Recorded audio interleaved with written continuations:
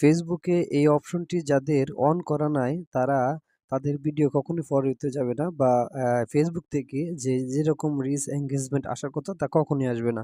এই অপশনটি কিভাবে নিয়ে আসবেন বা এটা কিভাবে সিলেক্ট করবেন দেখাই দিচ্ছি। ফার্স্ট আপ যে আপনাদেরকে যে আপনার ফেসবুক পেজে চলে আসবেন। ফেসবুক পেজে আসার পরে এখান থেকে এরকম আপনার যে উইকলি প্রসেসের লোগোটা এখানে ক্লিক করবেন। এখানে আসার পরে ঠিক এখান থেকে এই এই যে আপনার উইকলি প্রসেস এই অপশনটিতে ক্লিক করে দেবেন।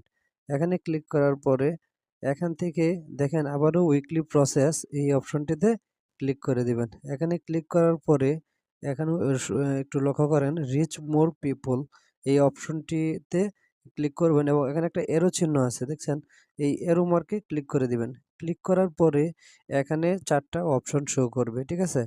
দেখেন এই হচ্ছে এখানে যে অপশনগুলো শো করতেছে এই যে ১ টা, ২ টা, ৩ টা, ৪ টা। ৪ টা অপশনের ভিতরে প্রথম অপশনটা সিলেক্ট করে দিবেন। আপনাদের যদি এখান থেকে যদি এটা সিলেক্ট থাকে, এটা সিলেক্ট থাকে বা এটা আপনারা যে এখানে নিয়ে আসবেন এবং এই অপশনটি সিলেক্ট করা থাকবে। তাহলে আপনাদের যে ভিডিও এখন থেকে ফর ইউতে যাবে এবং ভিউ হবে প্লাস এনগেজমেন্ট হবে এবং ফলোয়ার আসবে। তো ধন্যবাদ সবাইকে।